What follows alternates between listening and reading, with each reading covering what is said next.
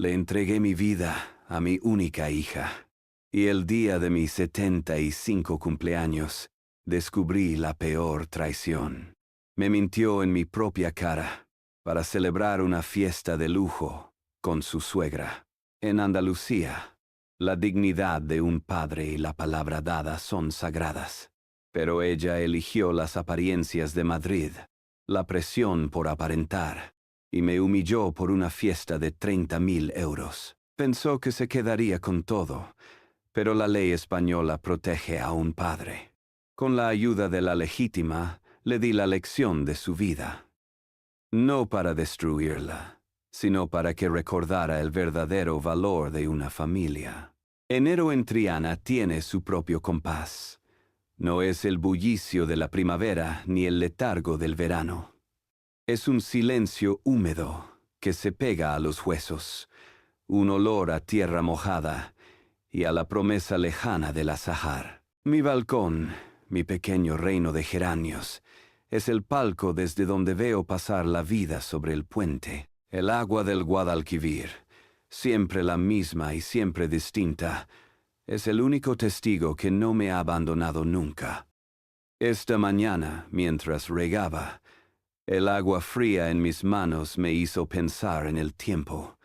75 años. Se dice pronto, pero pesan en cada articulación, en cada recuerdo que se agolpa sin pedir permiso.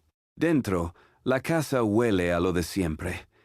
A los muebles de madera buena que compramos Rosa y yo, a aceite de oliva, a la vida que fue. Cada rincón es un santuario. Aquí tropezó Beatriz con 2 años. Allí le leía cuentos mi Rosa hasta que se quedaba dormida. A veces, cuando el silencio aprieta demasiado, me siento en el sillón y miro su foto, la que tengo en el aparador. No es que hable solo, no estoy tan mal, pero la miro y le cuento. Le cuento que nuestra niña es toda una señora en Madrid, que se ha casado con un buen hombre de una familia importante. Le digo que estoy orgulloso, muy orgulloso. Pero también le confieso, en voz baja, casi sin que se me escape, que la casa se me hace grande, que sus visitas son como esas lluvias de verano, que alivian un momento pero no calan. Fue pensando en eso, en la soledad y en el orgullo, que sentí la necesidad de escucharla. Marqué su número con la torpeza de estos dedos, que ya no son lo que eran. Me respondió al tercer tono, su voz siempre tan clara, aunque ya con ese deje fino de Madrid, ese ceseo perdido que a mí tanto me gustaba. Le pregunté qué tal todo, cómo iba el trabajo, los niños. La conversación fue cordial, sí, pero sentí esa pequeña distancia, como si hablara a través de un cristal. Aún así, me armé de valor. Le dije, mi arma, te llamo por una cosa importante. Noté cómo cambiaba su atención. Le conté que en marzo cumplía los 75, una cifra redonda, y que nada me haría más ilusión que celebrarlo con ella.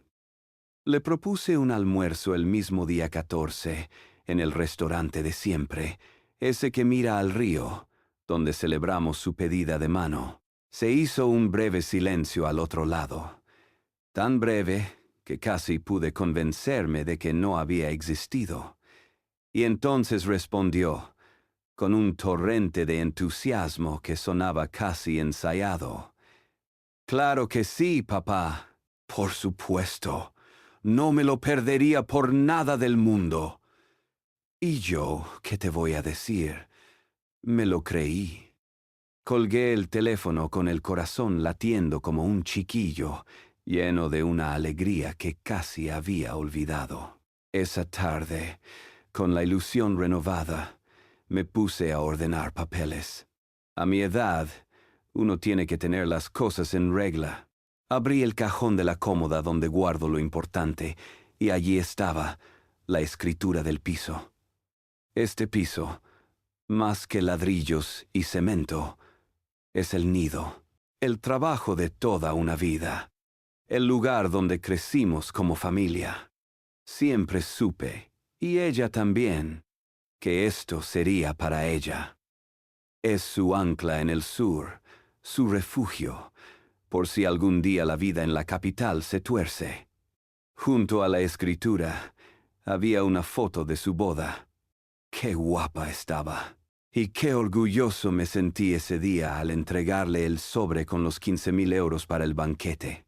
Fue un esfuerzo enorme, casi todos mis ahorros de entonces, pero por ella, lo que fuera, la familia de su marido, los Soto, lo agradecieron como un bonito detalle. Para mí fue mucho más que eso. Mirando la foto, se me coló un recuerdo amargo. Una espina. Su última visita, para la feria del año pasado. Apenas la vi. Pasó casi todo el tiempo en la caseta de sus suegros, una de esas de moqueta y camareros con pajarita, llena de gente importante de Madrid. Yo la esperaba en la nuestra, la de siempre, la de los amigos del barrio, pero ella solo se pasó un momento, casi de compromiso. Sentí entonces una punzada de soledad, la sensación de ser una pieza de un pasado que ya no encajaba en su presente brillante. Aparté los papeles y la foto. Me asomé de nuevo al balcón. El sol de invierno caía sobre Triana, tiñendo de oro la Giralda a lo lejos. Me dije a mí mismo que eran tonterías de viejo, que la vida es así. Los hijos vuelan, hacen su propio nido, pero el nido original, pensé yo, nunca se olvida. Y con la promesa de su llamada resonando en mis oídos, elegí creer que el mío, nuestro nido, seguía siendo tan importante para ella como lo era para mí. Febrero se despidió sin hacer ruido, y marzo entró en Sevilla con esa luz especial que anuncia que la ciudad está a punto de despertar. Los días que siguieron a la llamada de Beatriz fueron, para qué negarlo, de los más felices que recordaba en mucho tiempo. La promesa de ese almuerzo se convirtió en el sol alrededor del que giraba mi pequeña vida. Cada mañana, al regar los geranios, ya no pensaba en el tiempo que se fue, sino en el que estaba por llegar. El día 14 de marzo.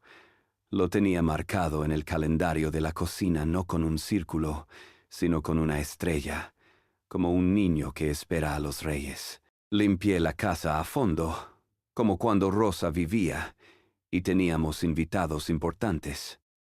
Hasta compré una botella de ese vino que tanto le gustaba a su marido, para tenerla preparada. Pensaba en lo afortunado que era. Muchos amigos míos, gente trabajadora de toda la vida, lo habían perdido casi todo con la crisis aquella de 2008. Se quedaron en la ruina, viendo cómo el esfuerzo de 40 años se lo tragaba un banco. Yo, gracias a Dios y a ser más hormiga que cigarra, pude mantener mi pequeño patrimonio, mi piso, mi pensión digna. Y lo más importante, pude darle a ella una seguridad, un colchón que otros no tuvieron. Ese pensamiento me llenaba de un orgullo sereno. El día 12, 2 días antes de la fecha señalada, sonó el teléfono. Era ella. El corazón me dio un brinco de alegría, pero la alegría duró lo que tardé en decir hola. Su voz no era la misma. Sonaba tensa, como una cuerda de guitarra demasiado apretada y envuelta en una prisa que no era normal. Me dijo que llamaba para decirme algo, y sentí un frío repentino, de esos que no tienen que ver con el tiempo que hace en la calle. Me soltó, casi sin respirar, que había surgido un compromiso familiar ineludible con la familia de Javier. Algo importantísimo, un evento que no se podía cancelar bajo ningún concepto. No me dio un solo detalle. Usó esas palabras, ineludible, importantísimo, como si fueran muros de piedra contra los que mis preguntas rebotarían inútilmente. Confió, como siempre, en que la palabra de un padre no cuestiona, solo asiente, y por dentro sentí cómo se derrumbaba la estrella del calendario, cómo se agrietaba el suelo bajo mis pies. Pero de mi boca no salió ni una queja, ni un ruego. Me salió el señorío que me enseñaron de chico en este barrio. La voz se me volvió de cartón, formal, lejana. Le dije que lo entendía, que la familia es la familia, que no se preocupara por nada, que ya lo celebraríamos en otro momento. Colgué. Y mis manos, esas manos que han levantado sacos y acunado a un bebé, temblaban como hojas secas. El silencio del piso, que antes era paz, se convirtió en un grito sordo que me taladraba los oídos. El día siguiente fue un desierto de horas. El 13, mal número. Intenté convencerme de que exageraba, que eran cosas que pasaban. Quizás el padre de Javier estaba enfermo, o era un aniversario de algo trágico. Buscaba excusas para ella, para no enfrentarme a la verdad que se me estaba instalando en el pecho como un animal agazapado. Por la tarde, sonó el teléfono de nuevo. Era Paco, un viejo amigo, socio en los años de la construcción. Un hombre de Sevilla, de los de verdad. Tras los saludos de rigor, noté que dudaba, que buscaba las palabras. Me contó, con ese tacto de la gente que te quiere de verdad, que su sobrina, la que trabaja en Madrid en una empresa de catering de lujo, estaba preparando un evento para esa misma noche. Una fiesta espectacular. El cumpleaños de una tal Pilar Soto. 200 invitados.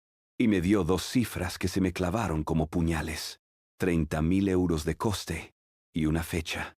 14 de marzo. Paco hizo una pausa y luego añadió, con la voz más baja, que la organizadora principal, la que estaba encima de cada detalle como si le fuera la vida en ello, era mi Beatriz. Necesitaba verlo. No para creerlo, porque ya lo creía, sino para que el dolor tuviera una imagen a la que aferrarse. Fui a la puerta de al lado, a casa de Mari Carmen, mi vecina. Le pedí, con una vergüenza que no me cabía en el cuerpo, que me ayudara a buscar algo en el Facebook ese. Ella, sin hacer preguntas, me sentó en su salita y tecleó el nombre de Javier Soto. Su perfil era público. Y allí estaba todo. Las fotos subían casi en tiempo real. Una decoración que parecía sacada de una revista, mesas vestidas de gala, gente muy elegante con copas en la mano, sonriendo a la cámara. Y en el centro de varias fotos, mi Beatriz. Estaba radiante, con un vestido que brillaba, cogida del brazo de una señora mayor que supuse era Pilar. Parecía la mujer más feliz del mundo. Pero el golpe final, el que me partió el alma en dos, fue un vídeo del brindis. Mari Carmen le dio al play, y la voz de mi hija llenó la salita. Clara, firme, con ese deje fino de Madrid. Levantó su copa y dijo unas palabras que se grabaron a fuego en mi memoria. Por mi suegra, Pilar, un faro en mi vida, la mujer más importante para mí, la mujer más importante para mí. La gente aplaudió. Yo me quedé mirando la pantalla del teléfono, viendo la cara sonriente de mi hija, y el Guadalquivir entero se me metió en los ojos. Llegó el 14 de marzo. Mi cumpleaños. El día amaneció gris, como si el cielo de Sevilla se hubiera puesto de luto por mí. El traje que había recogido de la tintorería colgaba de la puerta del armario, mudo y ridículo. Lo primero que hice fue llamar al restaurante para cancelar la mesa. El dueño me preguntó si pasaba algo, si estaba bien. Le mentí. Le dije que a mi hija le había surgido un imprevisto, una cosa de trabajo. Mi voz sonó hueca, ajena. La dignidad, me di cuenta, a veces te obliga a mentir para proteger una verdad que es solo tuya. No desayuné, no tenía hambre. Me senté en la cocina, en la misma silla de siempre, y me quedé mirando la pared. Las horas pasaban con una lentitud de tortura. A la hora de comer abrí la nevera, llena de la compra que había hecho para la semana, y la volví a cerrar. Cogí un trozo del pan del día anterior y lo mastiqué despacio, sin ganas. Cada bocado era seco, insípido. Era el banquete de mi soledad. Afuera, las campanas de la iglesia de Santa Ana repicaron, marcando las 2. Imaginé el ruido de los cubiertos de plata, las risas, el murmullo de 200 personas celebrando. Y yo allí, en el silencio de mi cocina, comiendo pan seco. Por la tarde, la pena empezó a cambiar. Se fue enfriando, endureciendo, hasta convertirse en algo parecido a la rabia, pero sin calor. Una rabia fría, metódica. Ya no podía quedarme quieto. Necesitaba hacer algo, moverme, tocar la prueba tangible de mi vida. Fui al dormitorio y arrastré el viejo baúl de madera de rosa. Pesaba una barbaridad. Al abrirlo, el olor a naftalina y a tiempo guardado me golpeó. Dentro, bajo un juego de sábanas bordadas que nunca usamos, estaba la carpeta. Una carpeta marrón, de cartón, con una sola palabra escrita en la etiqueta con la caligrafía perfecta de mi mujer, Beatriz. La saqué y la llevé a la mesa del comedor. La abrí. Y allí estaba todo, el archivo de mis sacrificios, los recibos de cada pago de la matrícula de su universidad privada, una fortuna que pagué mes a mes. La factura original del banquete de su boda, 15.000 euros, pagados al contado. Los papeles del préstamo que le di para la entrada de su piso en Madrid, un préstamo sin intereses que nunca tuvo prisa en devolver. Cada papel era un fantasma, el recuerdo de un momento en que darlo todo por ella era lo único que importaba. Pasé la noche entera con esos papeles extendidos sobre la mesa, bajo la luz de una única lámpara. Parecía un general estudiando mapas antes de una batalla perdida. Saqué del cajón una vieja calculadora y empecé a sumar. No lo hacía por codicia ni por echarle nada en cara, lo hacía por mí. Necesitaba ponerle una cifra a mi amor traicionado, convertir el dolor en un número, 15.000 del banquete, 40.000 de la universidad, 80.000 del préstamo y de la cuenta conjunta de la que ella sacaba dinero cuando lo necesitaba. Clic, clic, clic. El sonido de las teclas era lo único que rompía el silencio de la casa. La cifra final apareció en la pequeña pantalla, 123.000 euros.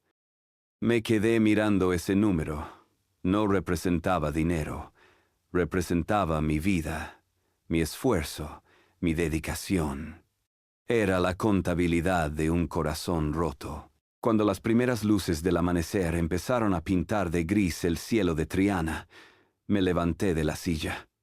Sentía el cuerpo agarrotado, pero la mente, por primera vez en días, estaba increíblemente clara. Salí al balcón. El aire frío de la mañana me despejó.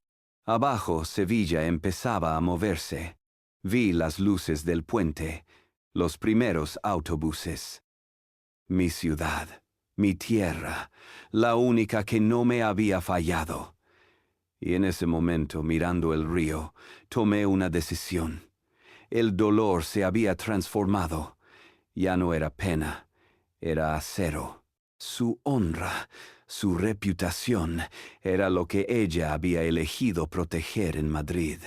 Yo ahora iba a proteger lo único que me quedaba, mi dignidad.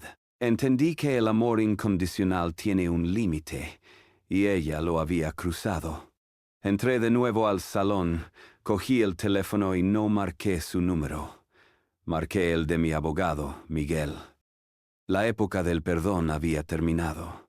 Empezaba la de las consecuencias. La llamada a Miguel fue como girar una llave en una cerradura oxidada.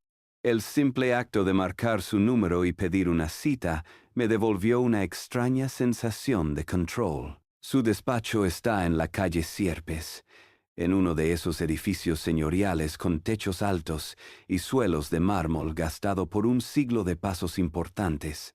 Huele a papel antiguo, a cuero y a la seriedad de las decisiones irrevocables. Miguel no es solo mi abogado, es hijo de un viejo amigo. Nos conocemos desde que él era un crío. Entiende nuestros códigos, sabe que un hombre de Triana no cruza media Sevilla para hablar de tonterías. Me recibió con un abrazo contenido y me sirvió un café. No me anduve con rodeos. Abrí la carpeta que había preparado y la deslicé sobre la superficie pulida de su mesa de caoba. Le conté la historia desde el principio, sin levantar la voz, sin un solo temblor. Expuse los hechos con la frialdad de un cirujano. La llamada, la promesa, la cancelación, la excusa. Luego, puse sobre la mesa las pruebas. Las fotos impresas de la fiesta, con Beatriz sonriendo del brazo de su suegra. La transcripción de sus palabras, la mujer más importante en mi vida. Miguel miró los papeles, luego me miró a mí. No vi lástima en sus ojos, vi comprensión. Vio la herida, no en mi corazón, sino en mi dignidad. Fue él quien se levantó, y fue hacia una pequeña pizarra que tenía en un rincón. Cogió una tiza. Cite, start. Me explicó que en España un padre no puede desheredar a un hijo sin más. Cite, 88. Existe algo llamado la legítima. Me dibujó un círculo y lo dividió en 3 porciones iguales. Cite start el primer tercio, me dijo, es la legítima estricta. Y eso, por ley, le pertenece a Beatriz a partes iguales con cualquier otro heredero forzoso. Cite 88 es intocable. Por un momento sentí una punzada de impotencia. La ley la protegía incluso después de su traición. Pero Miguel continuó. Cite. Start. El segundo tercio es el de mejora. Y ese, me explicó, podía usarlo para mejorar la parte de uno de los herederos. O en este caso, simplemente no dárselo a ella. Cite. Pasha Joe. Cite. Start. Y el tercer tercio, el de libre disposición, era completamente mío para dárselo a quien me viniera en gana. A un amigo, a un sobrino, o a una causa benéfica. Cite, Josher. De repente, vi el camino. La ley no me permitía borrarla, pero sí me daba las herramientas para ponerla en el lugar exacto que ella misma había elegido, el mínimo legal. Le interrumpí.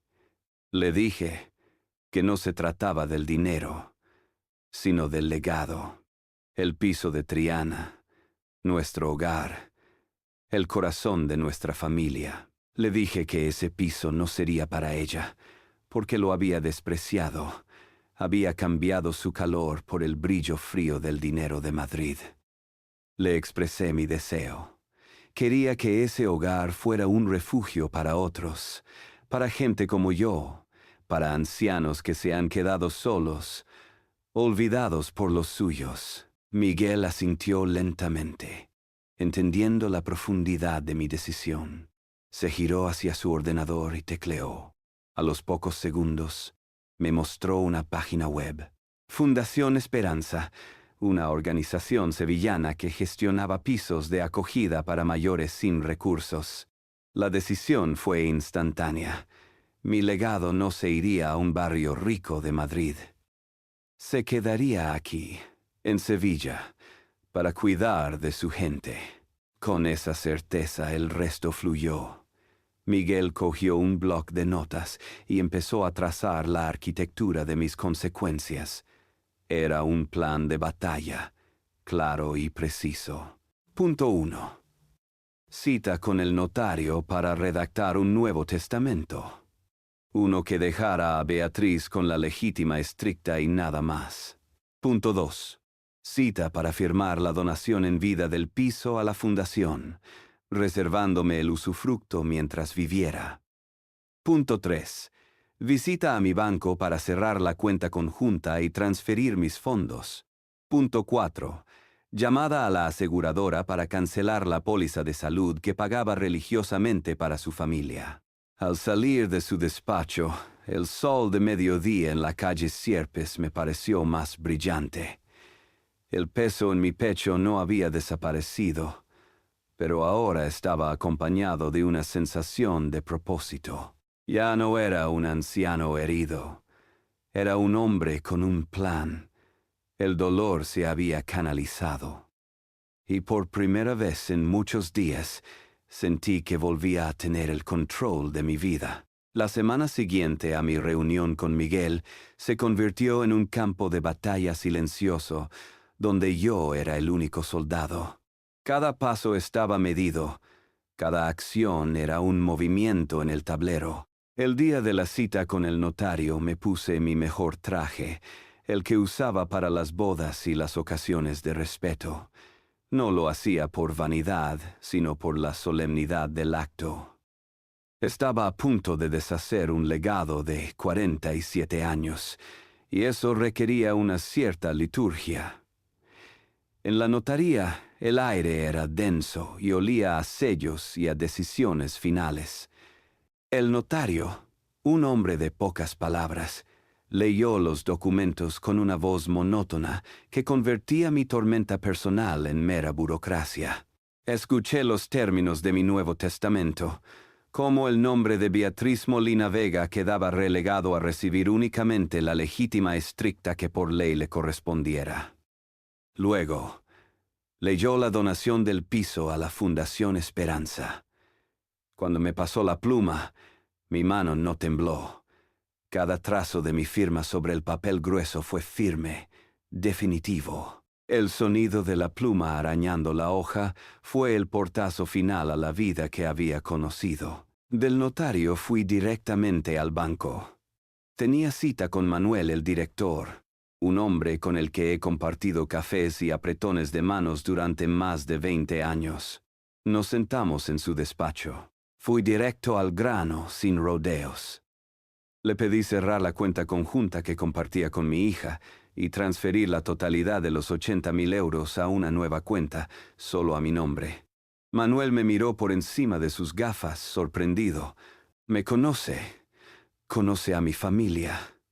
Sabía que ese movimiento no era normal. Intentó preguntar, con tacto, si todo iba bien. Le corté con una amabilidad firme.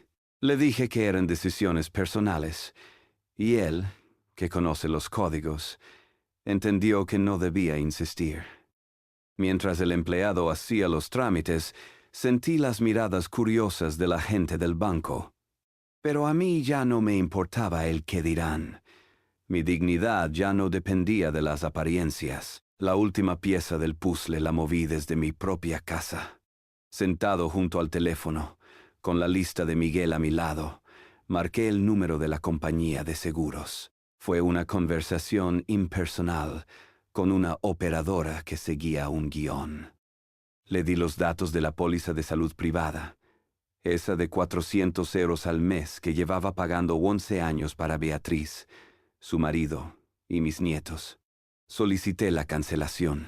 La voz al otro lado me informó de que sería efectiva a final de mes. Colgué. Cogí un bolígrafo y taché el último punto de la lista. Hecho. Miré el papel. Las 4 tareas estaban completadas. No sentí alegría. Solo el alivio sombrío de quien ha terminado un trabajo duro y desagradable. Esa tarde, para no quedarme rumiando en casa, caminé hasta la sede de la Fundación Esperanza. No me presenté como el hombre que les acababa de donar un piso. Entré como un anónimo más, pidiendo información. Quería ver con mis propios ojos a dónde iría a parar el corazón de mi familia. Y lo que vi me calmó. Vi a voluntarios sirviendo café a ancianos que conversaban en un salón luminoso. Vi respeto en sus gestos. Vi compañía en sus miradas. Me di cuenta de que mi decisión no era solo un acto de justicia hacia Beatriz, era un acto de redirección. Mi legado, el fruto de mi trabajo, no se malgastaría en fiestas de 30.000 euros.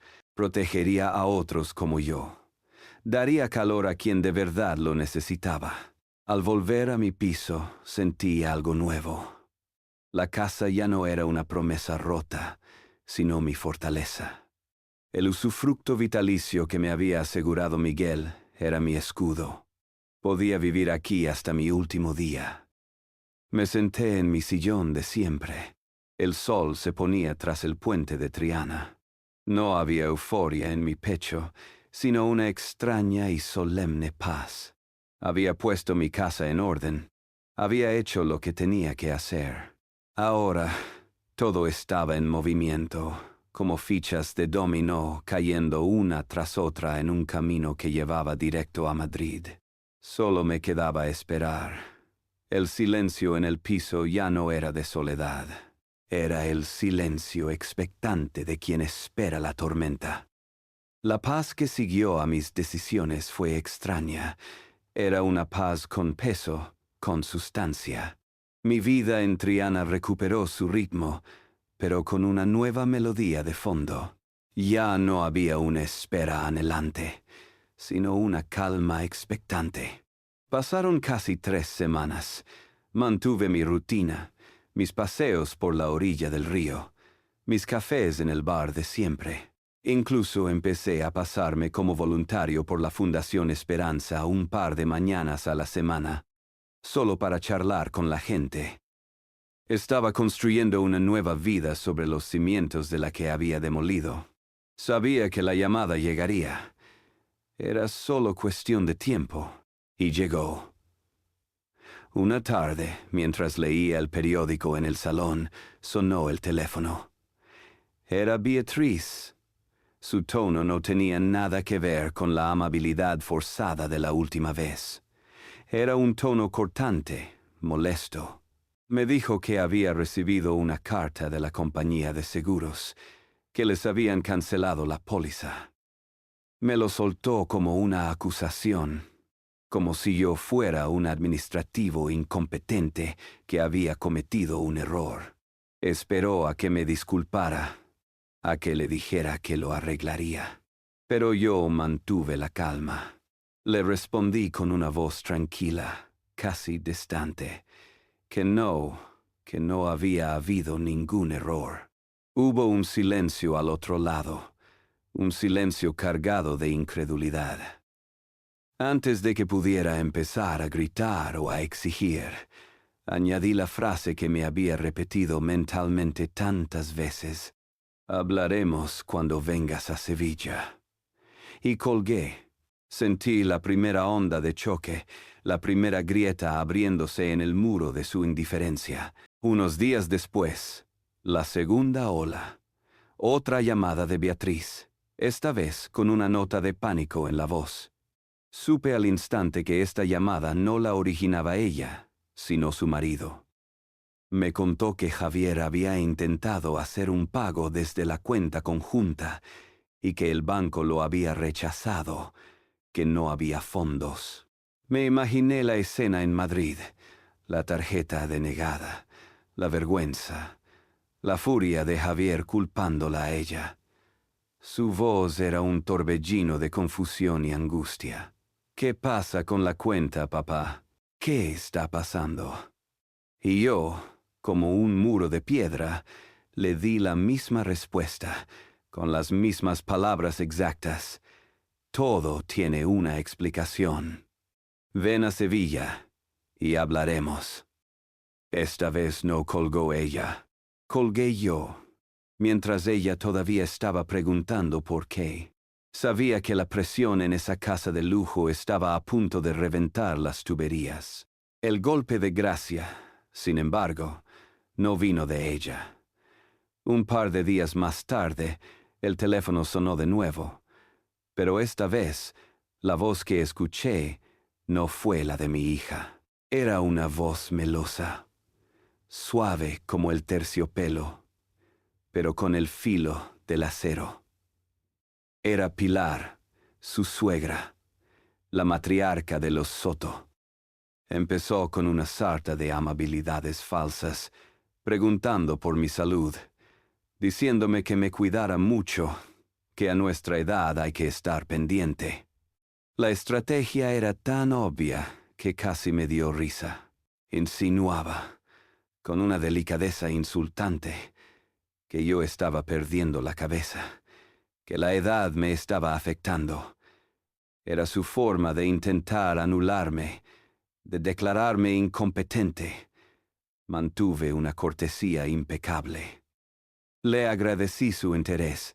Le aseguré que mi salud era de hierro y que mi memoria estaba mejor que nunca.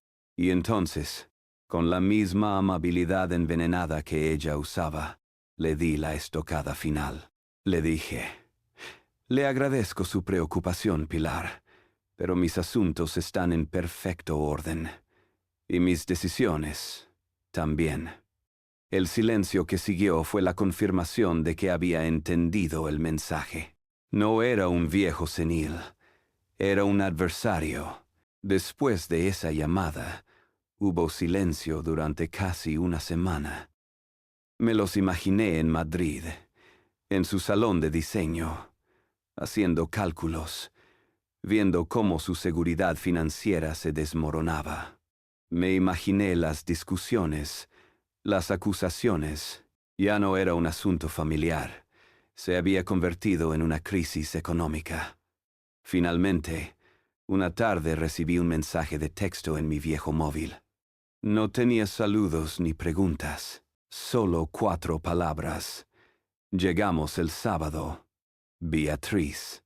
El viaje era inevitable. Habían agotado todas las vías remotas, y ahora se veían forzados a venir a mi territorio, a la fuente del problema. Esa noche me dediqué a limpiar y ordenar el salón. Quité el polvo de los muebles, coloqué bien los cojines. Estaba preparando el escenario. No sentía nervios, ni miedo. Sentía una calma sombría. La calma del que sabe que la confrontación es necesaria. El ave que los traería de Madrid no era solo un tren. Era el vehículo que transportaba las consecuencias directamente a mi puerta. Y yo estaba listo para recibirlas. El sábado llegó con un sol pálido que no calentaba. Yo los esperaba. Había preparado el escenario no con maldad, sino con la precisión de un notario que va a dar fe de un final. Cuando escuché la llave en la cerradura, no me moví de mi sillón. Entraron en el salón y me encontraron allí, sentado, con una única carpeta sobre la mesa de centro. El aire en la habitación era gélido, pesado. Les hice un gesto para que se sentaran en el sofá. Lo hicieron sin decir palabra. El silencio que se instaló fue denso, acusador.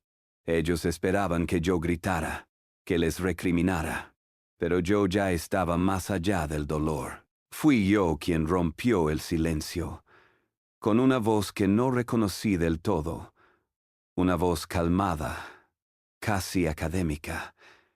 Empecé por el principio, por los hechos.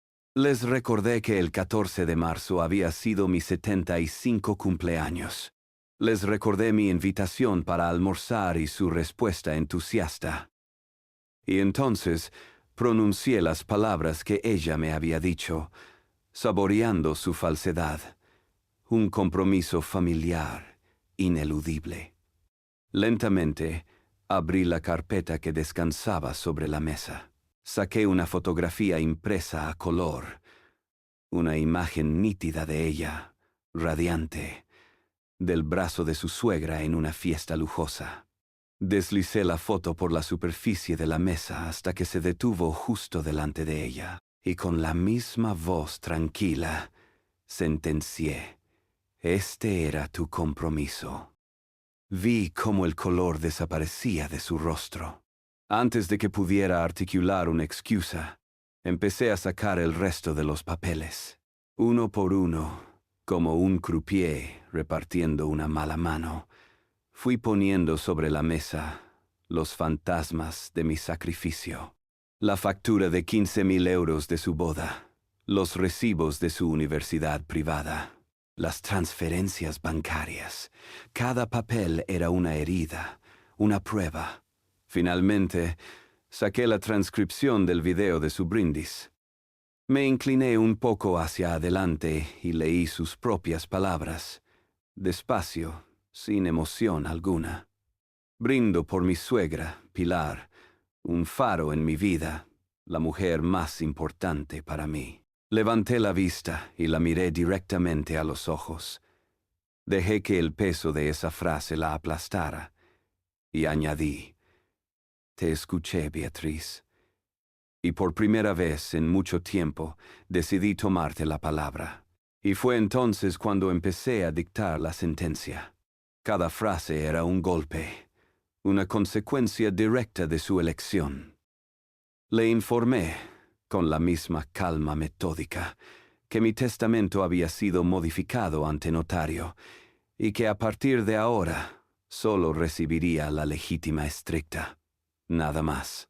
Le comuniqué que la póliza de salud privada, que había pagado sin falta durante 11 años para toda su familia, había sido cancelada. Le notifiqué que la cuenta conjunta, de la que ella disponía a su antojo, había sido cerrada y sus fondos, que eran los míos, transferidos a un lugar seguro. Hice una pausa. El golpe final lo reservé para el final. La miré y le dije: «Y este piso, Beatriz, el hogar donde creciste, el nido que te esperaba, fue donado la semana pasada a la Fundación Esperanza». Fue esa última frase la que la rompió. Se derrumbó. No fue un llanto de arrepentimiento, fue el llanto de la pérdida. El llanto de quien ve cómo su red de seguridad desaparece bajo sus pies. Empezó a suplicar, a pedir perdón, a decir que no era lo que parecía. Su marido, Javier, intentó intervenir. Empezó a hablar de malentendidos, de buscar una solución, como si la dignidad fuera una cuenta bancaria que se puede negociar. No necesité levantar la voz. Lo silencié con una sola mirada. Una mirada que le dejó claro que él, en esa casa, no era nadie. Volví a mirar a mi hija, a la extraña que lloraba en mi sofá. Con la poca fuerza que me quedaba, pronuncié las últimas palabras. Le dije que no había nada que discutir, que esto no era una negociación, sino una notificación. Que habían recibido exactamente lo que habían sembrado. Y entonces me levanté y señalé la puerta. «Ahora, por favor, marcaos de mi casa». Cuando se marcharon, un silencio como nunca antes había conocido se apoderó de la casa. No era el silencio de la soledad, sino el silencio del final, el que queda tras una batalla. Los meses que siguieron fueron extraños. El dolor agudo se fue disipando, dejando en su lugar un vacío, un hueco en el centro de mi vida, que antes ocupaba la preocupación por ella. A través de la red invisible de noticias que es un barrio como Triana, me llegaron ecos de su nueva vida. Que se había separado de Javier, que los Soto, al ver que la fuente se había secado, le habían dado la espalda, que vivía en un pisito de alquiler en Los Remedios y trabajaba como administrativa. Escuchaba las noticias sin reaccionar. No sentía alegría ni satisfacción, solo una tristeza lejana, como si me hablaran de la vida de una extraña. La casa, mi casa, se me hacía cada vez más grande. Fue esa sensación la que me empujó un día a volver a la Fundación Esperanza. Pero esta vez no fui a la oficina del director. Fui al comedor, a la sala de estar. Me presenté como un jubilado con tiempo libre y ganas de ayudar. Empecé sirviendo comidas, luego jugando al dominó y sobre todo escuchando. Escuché historias de hijos que no llamaban, de nietos que no conocían, de soledades tan profundas como la mía. Y en esa comunidad de olvidados encontré una nueva familia. Ya no era solo el padre de Beatriz. Era Andrés, el que sabía contar chistes malos. Era el compañero de partida de Manuel. Era el que le leía el periódico a Carmen, que ya no veía bien. El vacío en mi vida empezó a llenarse, no con el amor posesivo por una sola persona, sino con el afecto tranquilo de muchas. Un día, mientras servía el potaje, la vi. Entró por la puerta principal, vestida con una sencillez que no le recordaba. No llevaba joyas. Su pelo estaba recogido sin artificios. No me buscó. Fue directa a la oficina y se inscribió como voluntaria. Durante semanas, compartimos el mismo espacio como dos extraños. Yo la observaba desde la distancia.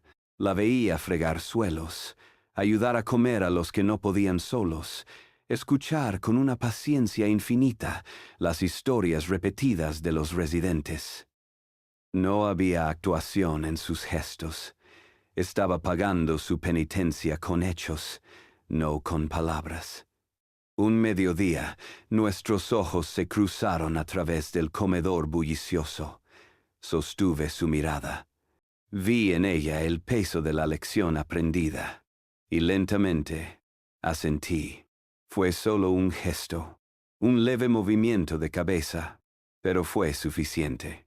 La puerta, que había cerrado con un portazo, se acababa de entreabrir, y así llegó, un año después, el 14 de marzo, mi 76 cumpleaños. Lo celebramos en el comedor de la fundación, con una tarta sencilla y las voces desafinadas de mis nuevos amigos cantando el cumpleaños feliz. Yo me sentía en paz, rodeado de un afecto genuino. Entonces se abrió la puerta. Era Beatriz. Caminó hacia mi mesa, ya no como una extraña, sino como una más del lugar. No traía un regalo caro envuelto en papel brillante. Traía un tupper, uno de esos de plástico, de los de toda la vida. Lo puso delante de mí. Me felicitó con una voz suave. Lo abrí. Dentro, el olor inconfundible del guiso de patatas que me hacía mi Rosa. El aroma de mi hogar perdido. La miré, y en sus ojos vi el arrepentimiento hecho verdad. Cogí el tenedor y probé un trozo. Estaba perfecto. Luego, corté un pedazo de mi tarta de cumpleaños y se lo ofrecí en mi propio plato. Y ella aceptó.